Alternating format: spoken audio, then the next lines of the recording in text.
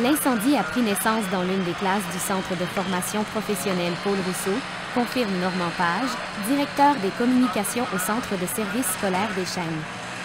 L'incendie a pris naissance peu de temps après l'heure du dîner. L'intervention rapide du professeur a permis d'évacuer les quelques 350 élèves et membres du personnel, confirme Normand Page, en entrevue au 2055. L'alerte a été donnée à 13h36 aux pompiers, alors que plusieurs pompiers de Drummondville étaient en service sur le 7e rang pour un début d'incendie sur une ferme. Rapidement, les pompiers de Drummondville et de Saint-Cyril de Wendover ont répondu à l'alerte et convergé vers la rue Ringuet. Selon les informations obtenues sur place par le 2055, le feu aurait été causé lors d'un transfert d'acétylène ou la manipulation d'une bonbonne de soudure.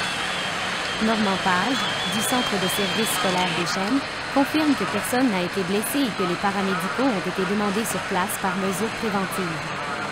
Une fois évacués, les 350 élèves et membres du personnel ont été dirigés vers l'école Jean Rimbaud.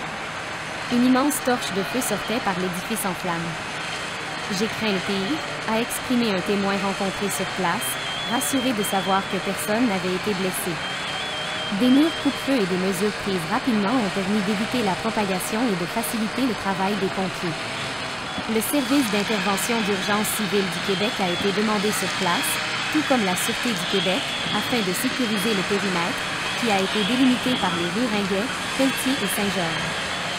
La cause exacte du sinistre sera connue une fois que les pompiers auront maîtrisé l'incendie qui fait encore rage. Plusieurs matériaux et gaz continuent d'alimenter le feu, alors que les pompiers ont déployé le camion-échelle et différents moyens afin de maîtriser l'incendie. Des pompiers ont également procédé à des brèches afin de travailler l'incendie par différentes sources.